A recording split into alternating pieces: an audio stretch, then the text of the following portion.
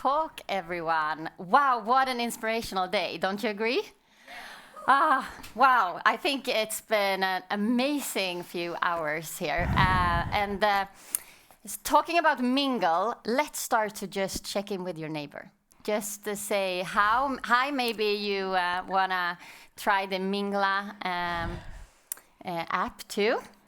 And very welcome to this speech. Also, you who are online.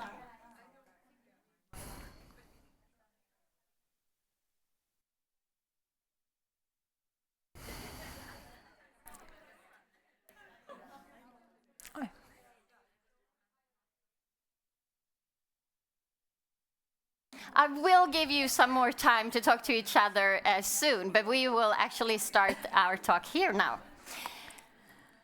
Yes, very welcome. Okay, so, you know, the world is changing, technology is changing.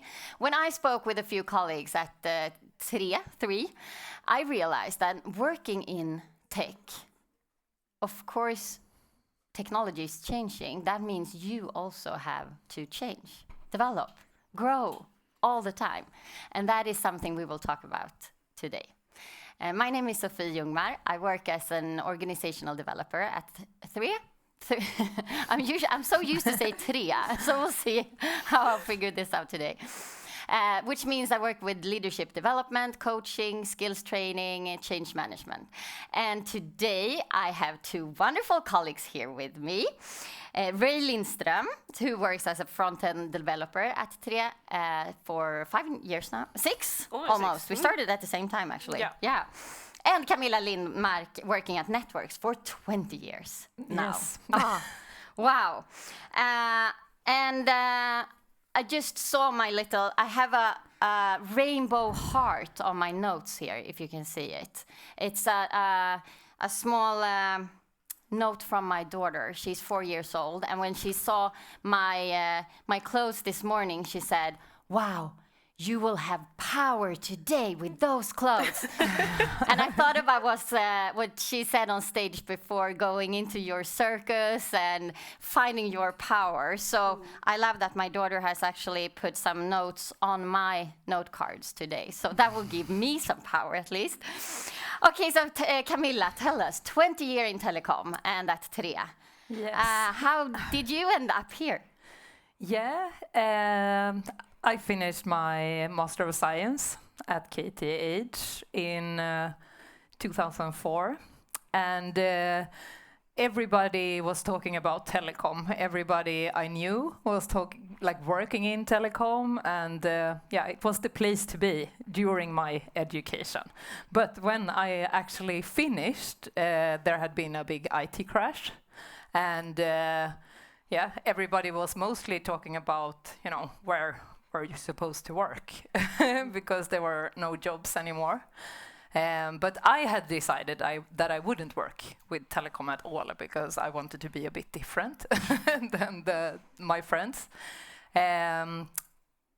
But it was a tricky time. It was not the world I had imagined, that I would have a Master of Science and I couldn't get a job.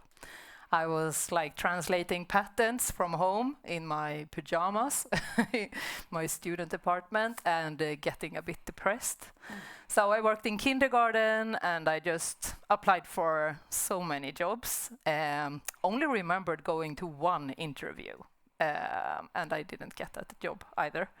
So after some time, I had a friend who worked at 3 at that time, and he had just he wanted to leave. He had just resigned, and he said, "I will get you a job at 3 before I leave." So I actually got a summer job. Started working with monitoring our mobile network and the IT applications, and I've been there since then. And it's not a summer job anymore. No, right? not a summer job anymore. I've been in different positions, but the time in that network operation center where I started was a really good start.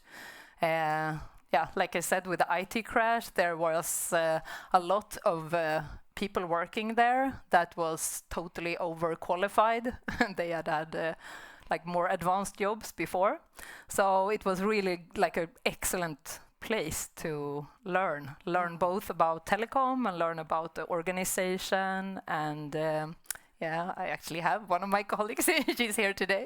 She was working there at that time. Yeah, so no, a good way. It was a good way to get to know everything. And yeah, it turned out that telecom was definitely the right place for me. Often I say it's like, it's not, it can be technical, but also it's like, it doesn't have to be that technical. It's like something everybody can relate to, and you can understand it. It's like, yeah, so we will good get enough more into technical. that soon. Yeah. Thank you. And Rae, tell me about your journey. I know you might not have started the most classical way going into development. Yeah, exactly. So I'm from London originally, and I moved to Sweden almost 10 years ago now, actually. And I studied, did the usual stuff, but growing up, I felt like my route that I was kind of put on, I would say, felt very traditional. It was like, okay, you've got math options, you can be a doctor, you can be a lawyer, those kinds of standard, careers that you look at.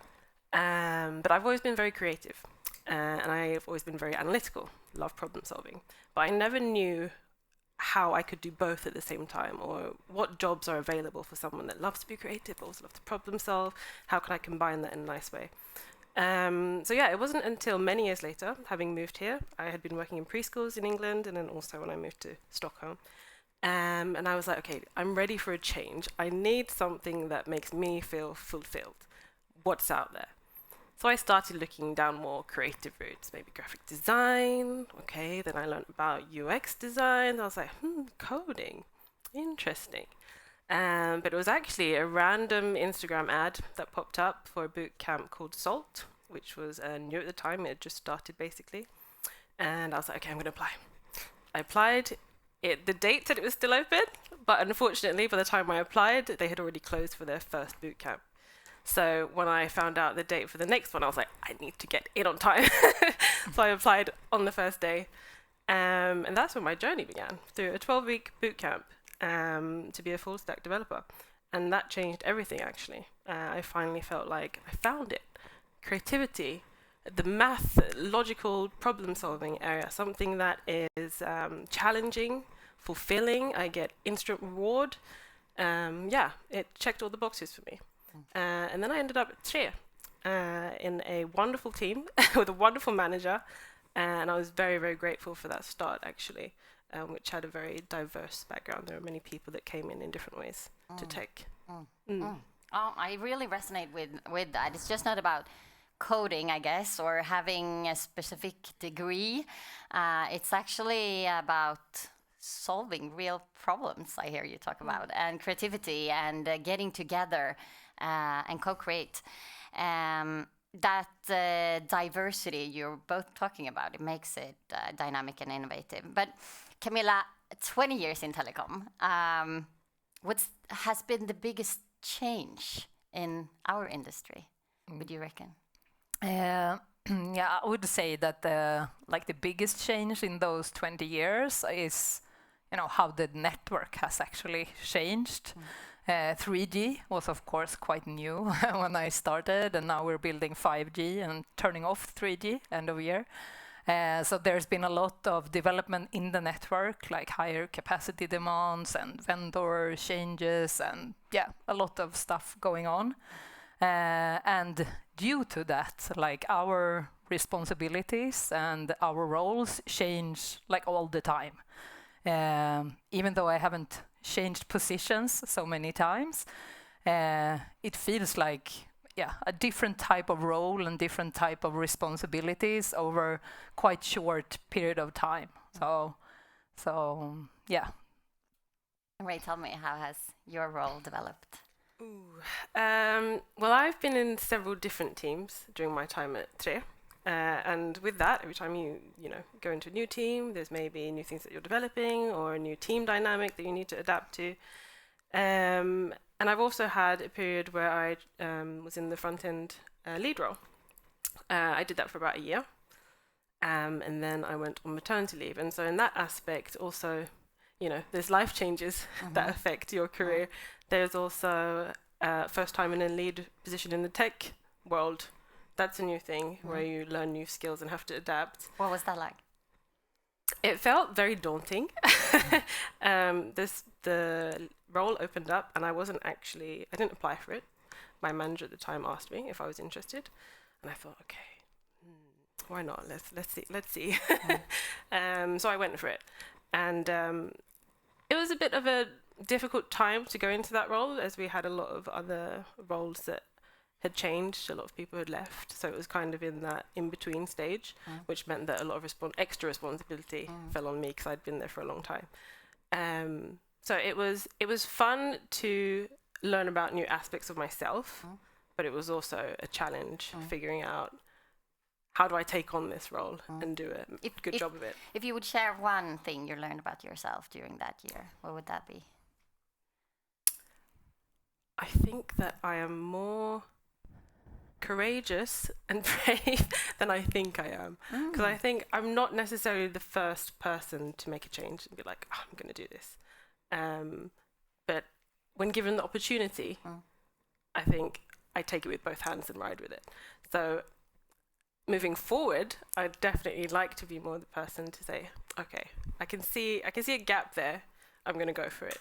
But yeah, definitely learned that part of myself a bit more. And what happened then after you came back from your parental leave? Yes. Because you're not a team manager today, right? No, I'm not. I'm not a fronted lead today. Yeah, I think people say that usually, you go on leave and you have time to think, readjust what's important, what's not important. I know a lot of people make the decision to move on. Those are definitely thoughts that I had at the time. And I think also when you enter a lead role, it can feel maybe like a bad move to step down. So those were a lot of thoughts at the time as well. I'm like, I feel like this wasn't really what I need right now. Is it okay to go back? Will that look odd? Will that look strange on a CV? Do I have to explain that decision to anybody on LinkedIn, for example? On stage. On stage. So I had a lot of those thoughts actually, like, is this the right decision? And in the end, I decided, yes, it is the right decision, because I'm still quite early on in my career. And I think it's important for me to be in it and really learning new skills, learning new tech all the time. That's how I learn best, at least. I'm very hands-on as a person. And I also thought, okay, but I'm also a mother now. That's another thing that I have to factor into. So it was an easy decision in thinking, okay, I need time to, figure out, I was away for 14 months, so figure out my skills again, getting back into it, but also what is it like being a mother and a working woman, and where are my priorities going to lie now? Thank you for sharing that. I think many of us experience that switching a role or using a new tool or system, it's not only about change in the role, it's actually a change in your person or what's important for me right now. And yeah, it's about identity, I think. And sometimes the most courageous thing we can do is actually listening in and honor what you need in that phase of your life, I guess. And Camilla, what do you like most with your role today? Today, if you really feel in. Today. No, but I like that it is still changing. That is something I can rely on now, that it is changing. And that I have a role where I can get like really deep into something, being like really like detailed IP planning like one day, and then have more like project manager ish activities the next. Yeah, that's what I like best, I think, and that I get the opportunity to be a part of these tech changes. I really like that, like something new is popping up, like how do we handle this, like do we need to work differently, we need to maybe change our tools and the way we are working, and that's what I like, and I get to do still. So And I guess Tre is a pretty small company, so, and you're not a very big department either. No. So I get that makes you, both broad and deep. Yeah, I would say that our teams, like all the teams in the network department anyway, are really like that. We have really like broad responsibilities, but we are also forced to know a lot about what we are doing. So it's like broad and deep at the same time. Can you give some more examples on what you do? Oh, on a daily basis? yeah. Well, when it comes to the network planning and my team, I have one of my team members here today. We are, mostly we are connecting the new like mobile sites in the network to the existing network. So we are both procuring fiber and planning radio links and doing the like configuration needed, the planning of the configuration anyway, setting IP addresses and deciding which equipments we need in the network. So there's, that's the part that is network planning anyway. But we are also part of like paying the invoices for the fiber cost each quarter. And so we are really like doing almost everything in our area. Yeah. Wow, that is a mixture of activities and skills. And developing tools if we need them. We've been part of that too. So there's a lot. With that smaller organization of Flatter, there are like opportunities to like do more that is maybe not part of your like core business in the group, but you can still do that. So. Okay, so with this mixture of moving parts, I mean, it's people, processes, tools. How do you navigate that balance between structure and flexibility and openness to new ways of working? Yeah, I would say it's like constant work to handle that. I've not always been good at it. Since it's so many things to do and many things that pop up, I think you really need a structure to handle that.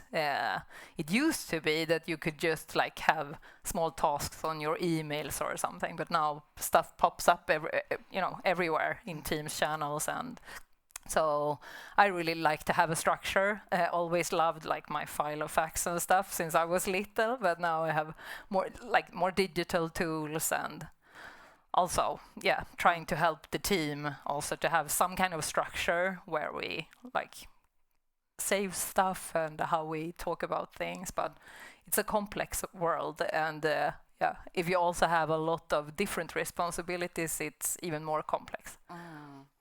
You described how communication, structure, working with people, dynamics, and communication, maybe I said that, it's all crucial to success in working in teams, always, and not to mention tech teams. These skills are often called soft skills, but in reality, I guess those are the ones that require the most awareness and actually continuous practice. And I would like to call them power skills instead of soft skills. Nowadays, I think these will be more and more important skills for all of us to explore. What drives your development, Rae? Talking about this. Yeah, I think in the beginning, a lot of it felt like a lot of pressure was on feeling like you had a project going on outside of work. You had multiple things going all the time. And personally, a lot of my development comes from work. I mean, you spend 8 hours a day there. So I use opportunities. We've done a lot of tech stack migrations since I've been at Tre, actually. So always during those, I pick up new skills, of course, but also making the most out of having more senior developers in your team and pair programming with them or mob programming with them, using every opportunity you can to basically, develop your own skills. And even sometimes not even from developers. I mean, you probably have skills that you can bring to the workplace from other areas of your life. Parenting, maybe? Parenting, absolutely. There's a lot of play there. But also just like leadership skills. Maybe you've been in other leader roles. Maybe you're a great communicator, and maybe you can help your team when it comes to communicating your needs to enable to get your features out, for example. I think there are a lot of different skills that we can use, even as developers or tech people, that are not traditional ones that we've focused on for the most part. Yeah, but I also love focusing on people. I'm a people person, and how we can improve our development experience as developers, and how we can improve our team dynamics, I think is really important. Having a healthy team that is very communicative and open to change is also really important. So I love focusing on those areas as well. Yeah, and today's theme is play. Yeah. And I mean, this is play for me. Learning new things, using play as a ground or driving force to innovation, and also being curious on what do you need to develop right now, and also what do you want to develop. What is play for you?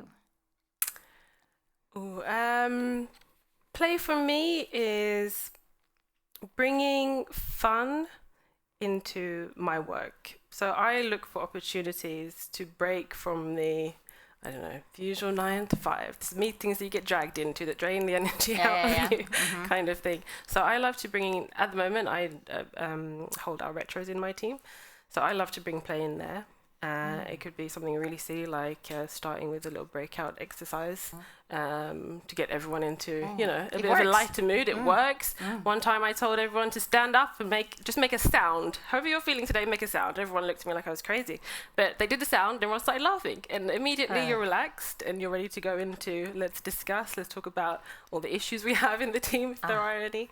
So I think it's really important to remember that we're human, and bring that aspect to the work and to the tech as well. So I love doing team building. For example, have a team lunch. Go outside, take a walk with each other. We do things like board games at lunchtime. You know, Love that. break up the day a little bit, because it can be You have to invite me next time. well, Me too. but it can be very boring, you know, to sit in that office space for 8 hours a day. And especially what you said, like all those meetings you get dragged into, and it's just that on the schedule kind of. Okay, let's do it now. So, race. Why not? We've done this before today, right? And I mean, the power of a simple check-in is amazing. So let's stop here for a while and check in with your neighbor. And the question will be, if you had 1 hour for every week the rest of the year, what would you do just for fun? Okay? You had 1 hour every week. What would you do just for fun? Check in with your neighbor. Oh, okay. I'm standing up. What would you do? Is the mic on?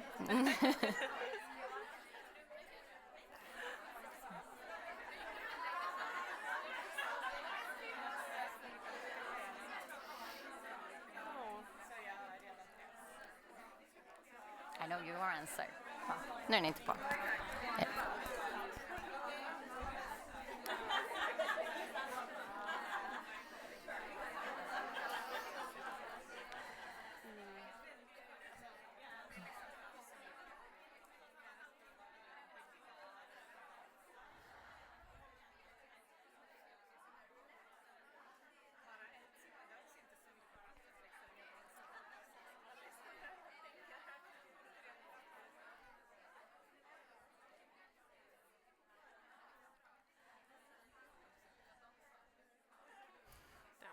One thing that I would like to mention, I forgot. Du kan svara på det nu. Nu är den inte på. Jag vet inte. Jag vågar inte prata.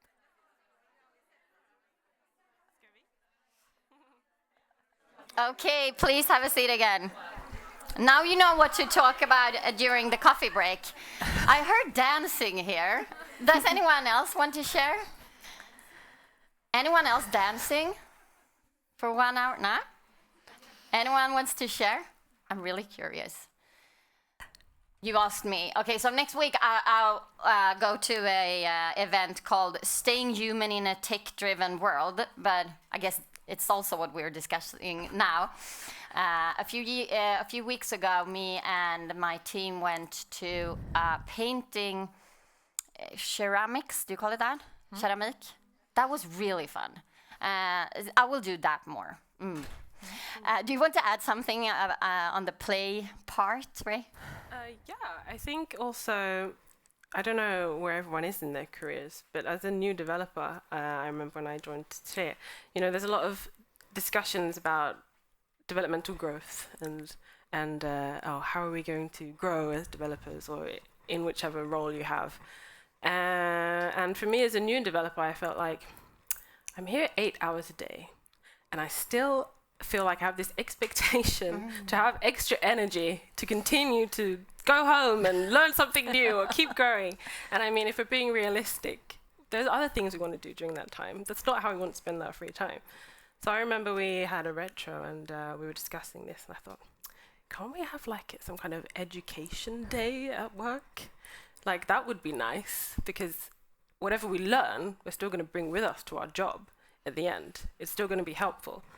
And I had a lovely manager at the time and she went with that idea and we ran with it. So now, even today, we have a monthly education day in our calendar and you're free to use it or not use it, but it's there to remind you, take this time and use it. Be curious, be creative. Maybe you can bring this back with you and demo it to your team or to others. But I think it's really important to, also for employees, to recognize that we are learning on the job and it's important to allow that space to continue that growth because it's really hard and also quite unrealistic to expect all of that to happen outside of a workplace. For sure. Oh, I love that. And also, I mean, reflection and taking a break, what was it called today? Space to play. I mean, that space then is there where the magic happens. So if you don't have that space for reflection, you won't learn, you won't grow if you just like smash new things into your brain, right? Exactly. So maybe you need to be at the couch or take a walk in the forest, I guess. It's one of the best ways. I also think that the learning new things is much easier if you are doing it together with people and not on your own. Because at least for me, I get inspired by listening to what somebody else has done, and that can inspire me to do stuff too. It's harder on your own, like figuring it out and taking that time. So And I really like that concept. Your brain needs to be in default mode, and then you can meet again, and you can share your ideas or learnings, and then you need to take a break again, and then when we meet, wow, there's innovation and creativity. Camilla, we talked prior today about you started coding again 20 years later. That is play for I'm not sure. I don't think when we are in the room with coders that you can actually call it coding, but no, Tell us about it. Probably like many people, but I don't think like everybody. But with like Copilot and like a big inspiration from a colleague who shared a script he made using Claude and Python. I did my first like Python script just a couple of weeks ago. So that was a big milestone for me. I have liked like programming since I think I did it already actually like in 9th grade. I was in some summer camp thing. But I haven't done it much since. I studied some Java at KTH, but I didn't have the grades to go to data engineering. So now you do. Everyone does. But now, like with this, so that's a big thing, I would say, that like ordinary people who has not maybe studied it a lot can still do stuff. What's your next step there? How will you well now my little script is just it's like showing our sites on a map with like a colored category, very simple. But I heard now just the other day that you can make that into some kind of HTML file instead. So my colleagues doesn't need to use the Python script, they can just use the HTML page instead. So that's my next adjustment. And I have to add that the steps were quite simple. I I asked Copilot like everything, how to install Python, what I needed to be able to handle like Excel files, and what I needed to have in order to present things on a map. And I asked, I got my colleague's Python script who was doing a similar thing, and I asked Copilot to adjust that script and do what I wanted to do instead, and it worked. Like I said, a milestone for me great. 20 years later to be able to do that. Talking about development and new skills required, what I find is fascinating is that with every new tool or system or activity, we're also invited to reshape ourselves. It's not just the usage of a new tool in that way. It's how we define value and what is expertise and what creates value. Change is never only operational, it is personal too. But Rae, what are you finding yourself today doing more or less of regarding how the use of AI or technology? Well, I think we all know that, we have things like Copilot now, that we use a lot at work. But also there are programs now or AI tools now like Lovable, so generating actual applications for you. So I think moving forward, or how it's changed for me now is, of course, I get a lot of assistance. I can ask questions. And that makes things, or very small, mundane tasks, go a lot quicker. But I think moving forward, I know a lot of people have been worried about AI. Is it going to take our jobs? And to some degree, yes, it will do a lot for us. But I still think that there is a very human aspect that we can hold on to and say, this part of tech, this part of prioritizing a user experience, that bringing the human into it, being empathetic, and bringing our different perspectives as women of different backgrounds, our different experiences that we've had in our lives, bringing that aspect to our solutions and to our problems and how we can, add the human into the technology. I think, AI is not capable of that. So I think in that aspect, as long as we're staying curious and, of course, learning how we can be more efficient with AI, I think there's still always going to be a space for us. Power skills, right? Yes. No skills. Soft skills anymore. And you both touched on curiosity. I think curiosity must be the most underrated human skill. And whether it's picking up Python 20 years later or asking why a process works as it works, I really believe curiosity is what will fuel both innovation and inclusion. Because when we are curious, we listen better, we ask deeper questions, we get in new perspectives. Camilla, what's curiosity for you? Like staying interested, I guess, that you have the energy to keep on learning when the tech changes and stuff changes. I guess that's really when it's good if you have it, if you want to learn, if you want to make these new things something you can use. So I would say it's, really important for the future. Like even, it sounds long when you talk about 20 years in telecom. It doesn't feel that long to me, but still, I still have more years to work. Like, maybe not in telecom, maybe in telecom, but so I have to stay curious. And especially now when it comes to AI, I don't know, I don't feel that old. I am not that old, but still when people say like, oh, I understand you are using this every day and everybody should know how to use it. I don't know.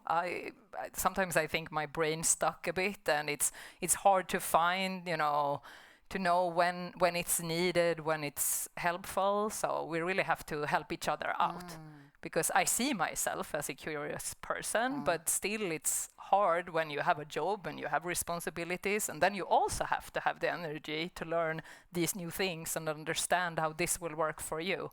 So I think it will be very important to work together with this, because if I think it is tricky and sometimes have a problem finding what it can do for me, I know that I also have colleagues and friends and like parents and stuff who are definitely in the same situation. So for sure. Yeah. I reckon AI makes great opportunities for new competences, as we already spoke about, to take space. And yeah, as you said, Rae, it's becoming clear that our human skills will be even more valuable. The Future of Jobs report from economic firms says that skills as empathy, emotional intelligence, active listening, leadership, system thinking, and creativity, I guess you all know this by now, are becoming core competences. What I think is interesting, we are at Women in Tech, is that these are skills often associated with female strengths, not because they belong to women, but because they historically been undervalued in male-dominated systems or companies. What's your thoughts on this, making this greater possibilities maybe? Yeah, no, but it sounds good. It sounds like I have some of those like skills anyway, so maybe I will still have a job in a couple of years. So that's you have a good. job in the future.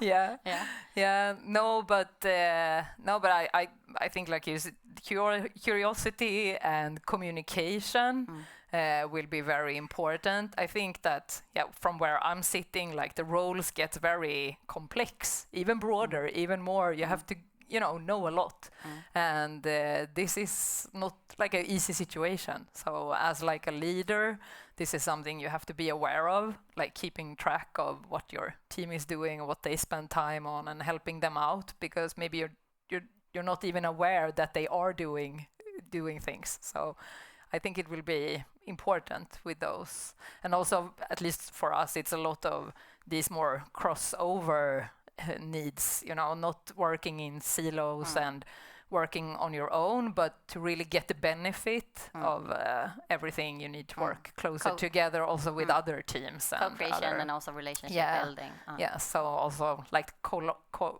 communication with other teams and other departments. Do you have any? Yeah, no, I agree totally. As I already touched on, I think it's the human connection that adds the human aspect, of course, to our solutions, and also being very user-focused. We need to be able to understand people and take in other perspectives in order to build solutions that fit everyone and many different types of needs. It's not just ones and zeros. And I also think that it's great if shifting from output to also building healthier teams and more focus on because you can be very efficient with a slightly, I guess, more unhealthy kind of team dynamic. Yeah, sure. You get your work done, but I think the magic. Productive. Yeah, it feels productive, really, but is it the best work? Is it the best time that we're having at our jobs? So I think by focusing on the softer skills, we really focus on the human, the people in our jobs and our teams. And when we have more efficient teams that are good at battling new challenges, teams that have an open dialogue that can say, okay, that really didn't work, how can we fix this? Then we're going to be even better and faster at working, because we're going to be able to learn from our mistakes and say, how can we adapt this? How can we change this to be more productive? And I think it's really important to have that healthy, open communication, which I know is really hard for everyone. And I think especially here in Sweden, I must say, as someone being British, I feel like it is a bit of a culture shock, maybe. It takes a little bit more to be open and to have that free-flowing dialogue where people feel comfortable to share their opinions. and not have it seen as being confrontative, because I don't think that everything is a conflict. We just need to see it as a space to, creating a space with good intentions to have different opinions and share them and see how we can meet each other. How can you do that? What's your key tip here? I think everything starts with feeling safe and feeling trusted. So it is really important to focus on your team dynamics and what that team needs, because every team is different. As soon as you take in or swap out a few people, you have a totally different team. You don't always work the same way. Everyone has different ways of working, different ways of seeing things. And I think that's where play comes in, because I think as soon as you start to play with each other, you can laugh, you can have a conversation that isn't work related, then you start to form actual connections with each other, and then it's easier to open up and feel like, okay, I can share this thing that was a bit uncomfortable for me, but I feel like now that maybe they're going to be able to understand me a little bit better. So yeah, the team is absolutely primary focus, in my opinion. Oh, love that. We also have to touch on meaningfulness or meaning in work, talking about female skills. Because not always, but often, we women tend to look for the deeper why. That our work matters, are aligned with our values, actually makes a difference. And I mean, telecom is about infrastructure, but it's also about connection. So Camilla, in what way have your view on meaning in work changed during these years? Yeah, well, for me anyway, it's changed a lot, because I think in the beginning with 3G and the network we had then, it was like more a luxury product that people had. Like not everybody even had a mobile phone, and but then now going to everybody has it, and it's really like critical infrastructure. That has made a change for me, that it feels more important, what I'm doing, what I'm spending my time on. So I know we also have a lot nowadays, like PTS regulations and like guidance that we have to follow. We have to have like battery backup and redundancy in the network and different parts. And communication is so important for the society. Yeah. So country, and that also, I like that somebody is like forcing us to be better, to document better and work better and build a better network. So I actually used to be a bit envious of friends who are like teachers and nurses, and it felt like they must have like every day walking to work, they had like a proper purpose. Like you can really see what you're doing, and it makes a difference, like especially coming back from maternity leave, like leaving your kids at home and then go and do what, like so but now I would say it feels like something really important, so that has added something to me. Nice. What's your thoughts on this? What is meaningful in work for you, Rae? Yeah, I always feel like it's very taboo to say, but I'm going to say it. I feel like work for me is just work in a way. Work for me gives me the ability to then do things that I actually want to spend my time and money doing, making experiences, sharing them with my friends and family, things that add value to my life as a whole. So generally, I feel like work doesn't give me meaning in that way. It's a tool that I use in order to then give my life meaning in other ways, so to say. And I feel like sometimes a lot of people don't admit that, and it's kind of hard to admit that, but I'm saying it, so you can say it too. Work is just work. For me, at least. I mean, why not? I guess it's no right or wrong here. It's just different motivators, I guess. If I can challenge you, though, I hear you talk about development, making other people grow, improving processes, helping others, creating balance. Maybe that is meaning for you. Yeah.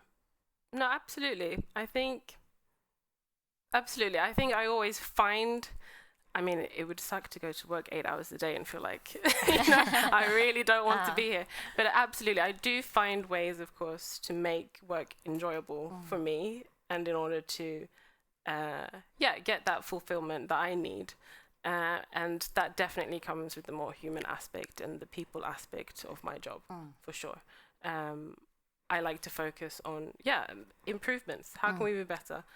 Is there a process that we need to add here in order to make things work smoother? I think one of my skills is definitely seeing those areas for improvement and lifting them. And maybe it's something here to explore. What makes works meaningful right now? Yeah. And that might be different things in different parts of your life. And as our very smart colleagues Vendela said, think more of it like a climbing frame, klätterställning, than a climbing ladder, stege, or career ladder, as we also speak about. Maybe more people are just not climbing ladders, but instead playing and exploring and